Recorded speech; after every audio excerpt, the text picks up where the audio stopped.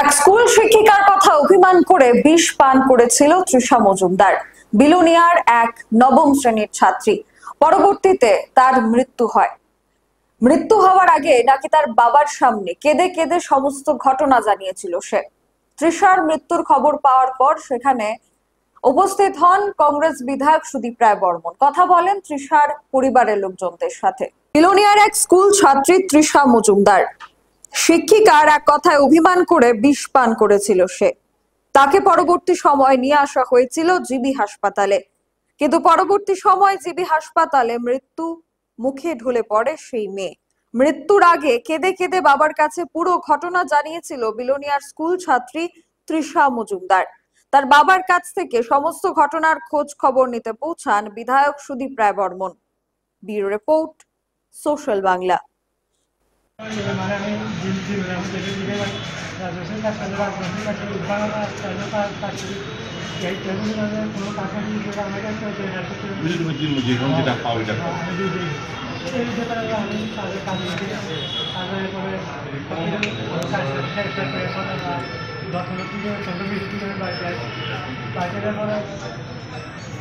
তখন বাড়িতে কেউ তারা বাড়িতে খেলাধুলা করতে যেত। ওই বড় ছোটো মেয়েদের ওর মা বোন হলে দিয়েছে, ওর বোন আসে তো মাথা করে আমি তো সারাদিন মাঠে কাটছি বড় মাঠে ছুটি থাকে একটা দিকে আসছে চাই ওটাকে ঘাস মারা উঠলো তো ঘাস মারা উঠছে খাইতে বলতে স্কুলে গিয়েছি। স্কুলে আবার পরে বায়োলজি খাতা দেখা আছে, বায়োলজি খাতা মার্কে বের করেছে, বায়োলজি খাতা দেখাচ্ছে, বায়োলজি খাতা হচ্ছে যে আনসার দিচ্ছে দুইটা প্রশ্ন হয়েছে, দুইটা প্রশ্ন দুই রকমের। আমি এটার সাথে এই দুই রকম দিয়েছি তো প্রশ্ন প্রায় ধরনের গেছি একটা হয়েছে আটটা হয়েছে। এই দুজনেই গেলে ন্যানো খাটাচ্ছি খাটাচ্ছি টেবিলে যাইয়া এই চেক করতে না আমার দুটো আনসার দিয়েছি।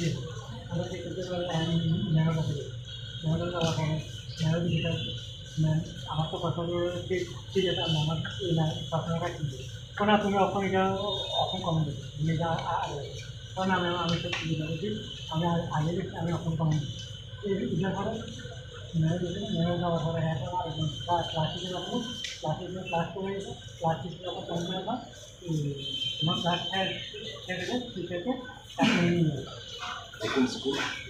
সোনাপুর উচ্চতর মাধ্যমিক সোনাপুর স্কুল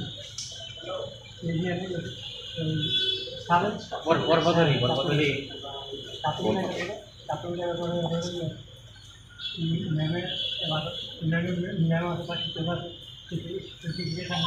তাদের বিভিন্ন খারাপ গালাগাল করছি, খারাপ গালাগাল করে বলবো হ্যাঁ আর করছি ওইটা না করার পরে বাড়িতে হয়তো একটা দিকে একটা দিকে বাড়িতে প্রত্যেকদিনের মতো আমার থাকছে আমার মাঝে ভাব করে মাঝে ভাত করে ভাত দিয়ে মা বাপ দিয়ে মা বাপ বেড়েছে মাঝে কিছু আসে থেকে একবারে বলে খারাপ করে বমি দিল এটা হয়তো মনে হচ্ছে মা মনে হচ্ছে অত গরমে আমি তো সারা মনে হচ্ছে অত গরম থেকে আমার কাছে আমার বউ দিয়েছে আর আমার কাছে বাড়ি ওই জন্য আমি খাবার করে লগাতে বড় বড় তাদের বসে যারা লগে গিয়েছে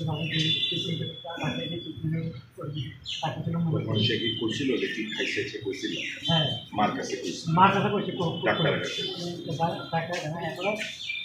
আমি বিদ্যালয় ওষুধ বিদ্যালয় দিয়ে আসছি আমি করছি জেনে করি বিদ্যালয়ে নিয়ে নেব ডাক্তারের কাছে স্বীকার করছে না ডাক্তারের কাছে মারা গেছে কত খায়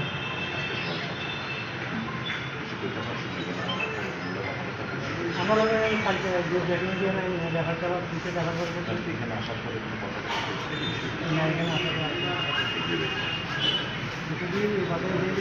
পরে শেষ হলে নিয়ে যাবে না আমার কালকে আমাদের আমাদের বাঙালিতে যে আমাদের হিন্দু একটা সমালোচনা, আমি এখন যে আমার মেয়ে রয়েছে, আমার মেয়েটা এক হচ্ছে বিষয়টা হচ্ছে, এক হচ্ছে ও বলতে পারছে না, বুঝতে পারছি। একটা হচ্ছে প্রথমত ওর ফিনান্সিয়াল কন্ডিশন ভালো না। সেকেন্ড হচ্ছে যে ব্যাপারটা সেটা হচ্ছে সোশ্যাল একটা ব্যারিয়ার সেখানে আছে।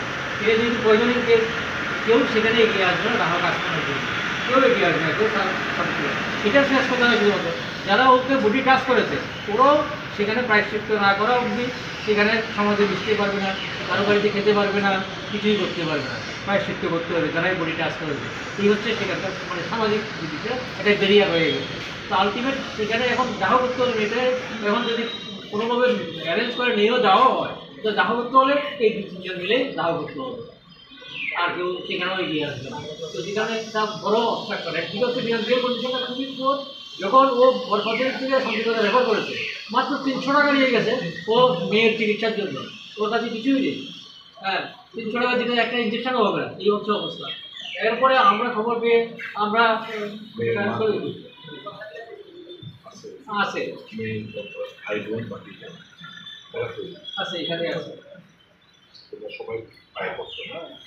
আজকে এসছে তারা আমি তো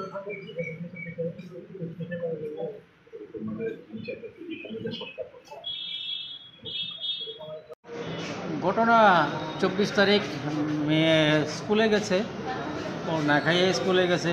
সবসময় খেতেও পারে না, কারণ বাবার অর্থনৈতিক অবস্থা ভালো না, এই অবস্থায় গেছে। স্কুলে যাওয়ার পরে ওই দিন স্কুলে নাকি খাতা দেখাইছে, পরীক্ষার খাতা দেখাইছে। কোনো এক ম্যাডাম খাতা দিয়েছেন, উনি টিচার ক্লাস টিচার ছিলেন। তো ওইখানে কোনো একটা প্রশ্নের ক্ষেত্রে ও দুটো আনসার লিখেছে। একটা কনফিউশন ছিল, একটা আনসার সঠিক ছিল, একটা ঠিক ছিল না।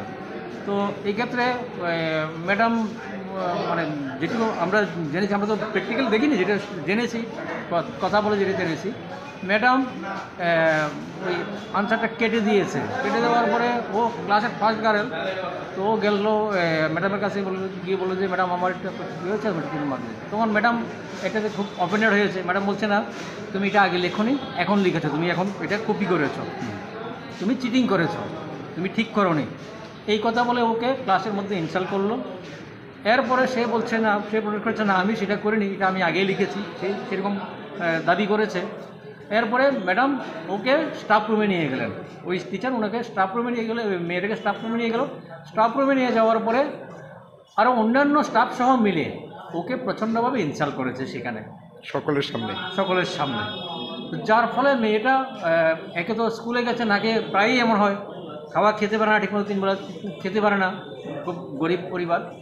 তো এরপরে এখানে ইনসাল্ট হয়ে গেল, মেন্টাল স্ট্রেসটা নিতে পারেনি। বাড়িতে গিয়ে কাউকে কিছু বলেনি, না বলে বাবা ধান চাষ করে, ধান ক্ষেত করে, ওই ধানের আগাছা মারার জন্য যে ওষুধ বাড়িতে রয়েছে সেটা খেয়ে নিয়েছে। পরীক্ষাটা কী ছিল, মানে কিসের পরীক্ষা? পরীক্ষাটা কী সাবজেক্টের ছিল আমার তো এই মুহূর্তে মনে নেই, বায়োলজি। আচ্ছা, তারপর বিষপান করার পর মানে প্রথম কে দেখলো বিষয়টা বা বুঝতে পারলো? অ্যাকচুয়ালি বিষপান যে করেছে সেটা তো বোঝা যায়নি, কারণ মেয়েটা তো যেহেতু খালি পেটে ছিল, বমিটিং শুরু হয়ে গেছে, পান করার বমিটিং শুরু হয়ে গেছে, নীল বমি করছে। বমি করার পরে মা এবং ওর ছোটো বোন দেখে ওরা তো কান্নাকাটি শুরু করে দিয়েছে, কী হয়েছে মেয়ের, হঠাৎ কী হলো, পড়ে গেলো, মেয়ে পড়ে গেছে। এরপরে তারা ওই পাশের প্রতিবেশী সহ ধরে নিয়ে ওকে এই বরপদরি হাসপাতালে নিয়ে ভর্তি করলো। তো হাসপাতালে ভর্তি করার পরে ও কিছু বলেনি, কী খেয়েছে বলেনি, আর এরাও সাসপেক্ট করেছে হয়তো বা পেটে ব্যথা, গ্যাসের থেকে পেটে ব্যথা হয়ে গেছে, তার জন্য সেভাবে ট্রিটমেন্ট চলছে। পরবর্তী সময় ওকে হাসপাতালে রাখার পরে বাড়িতে আসার পরে মেয়ের ছোটো বোন ঘরের পিছনে গিয়ে দেখতে পেলো যে এই খালি বোতলটা দেখতে পেলো।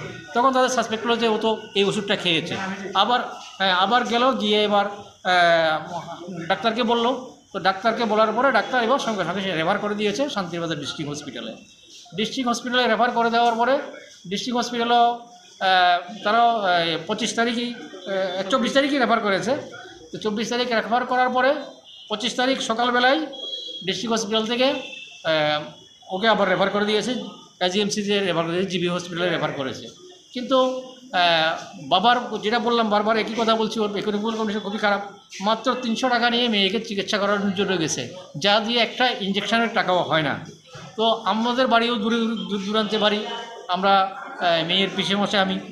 তো সেই জায়গায় দাঁড়িয়ে এবার আমাদের কাছে খোঁজখবর গেল, আসতে একটু দেরি হচ্ছে, আমরাও টাকা অ্যারেঞ্জ করতে হচ্ছে, আসলাম। তো ওই দিন আর রেফার নিয়ে আসা হয়নি, বন্ডে রেখে দেওয়া হয়েছে শান্তির বাজারে। পরদিন এবার মানে গতকালকে 26 তারিখ শান্তির বাজার থেকে এবার রেফার নেওয়া হলো জিবিতে। তো জীবিতে আনার পর মৃত্যু হলো কোন সময়? হ্যাঁ, আজকে সকাল 7:30-এর দিকে অ্যাকচুয়ালি ডেথ হয়ে গেছে, যদিও ডাক্তার সেটাকে 7:45-এ, কারণ ডাক্তার যখন চেক করেছে তখনটাই সেটা ডিক্লেয়ার করেছে 7:45-এ ডেথ হয়েছে বলে ডিক্লেয়ার করা হয়েছে। বিষপান কবে করেছিল? 24শে জুলাই। একজন স্কুল শিক্ষিকার কারণে একজন ছাত্রীর পান গেল, কি বলবেন বিষয়টা? দেখুন, আমাদের সময়টা তো একটা রকম ছিল, যে সময় মা বাবা বলতো ছেলেকে আপনার কাছে দিলাম, ছেলে আপনার শাসন পোষণ দেখাশোনা সবটাই আপনি করবেন, হাতটা রেখে চামড়াটা খুলে নেবেন। কিন্তু আজকের দিনটা তো সেটা নয়, আজকের দিনটা একটু অন্যরকম পরিস্থিতি। এই সময়ের মধ্যে যেমন ছাত্রর মেন্টালিটি যেমন চেঞ্জ হয়েছে, শিক্ষকদেরও মেন্টালিটি চেঞ্জ হওয়া উচিত। তাদেরকেও এখন আর থ্যাট ব্যাক করে আগের মতো লাঠিপেটা করে গালমন্দ দিয়ে সবটা হয় না, ভালোবেসে সেখানে তাদেরকে দেখা উচিত ছিল। কারণ এখনকার ছেলেমেয়েরা এই সকল ঘটনা প্রায়ই ঘটছে, শিক্ষকেরা সেই জায়গার থেকে এক্সপিরিয়েন্স নেওয়া উচিত ছিল। আমার মনে হয় এটা একটা শিক্ষকদের তরফ থেকে একটা বড় ভুল হয়েছে। পার্টিকুলার শিক্ষক নয়, পার্টিকুলার শিক্ষক যদি ভুল করেও থাকেন, যখন স্টাফ রুমে নেওয়া হলো বাকি শিক্ষকরাও অন্তত এইখানে সেখানে ইনসাল্ট না করে যদি বুঝিয়ে বলতো বা গার্ডিয়ানকে ডেকে এনে কথা বলতো, তাহলে এই বিষয়টা হয়তো বা এতটা করা হতো না। আজকে একটা মেয়ের প্রাণ অকালে ঝরে যেত না, এটা খুবই দুঃখজনক। আজকে হয়তো ওর টাকা নেই, টাকা আজ নেই কালকে হয়তো টাকা হবে, হ্যাঁ, কিন্তু মেয়েটা তো আর ফিরে আসবে না, ওর জীবনটা তো আর ফিরে পাওয়া যাবে না। একটা মেধাবী মেয়ে, গরিব পরিবারের একটা মেধাবী মেয়ে আজ পৃথিবী থেকে হারিয়ে গেল একমাত্র মানে তাদের এক ন্যূনতম অসতর্কতার কারণে। শুধু সতর্ক হয়ে যদি কথা বলতো, বিষয়গুলো একটু কেয়ারফুলি যদি কথা বলতো, তাহলে শিক্ষক শাসন করবে, আমাদের কোনো আপত্তি নেই, অনেক পথ আছে, সেটা যদি করতো তাহলে আজকে অকালে এই প্রাণটা ঝরে যেত না, সমাজের ক্ষতিটা হতো না। মেয়েটার নাম কি?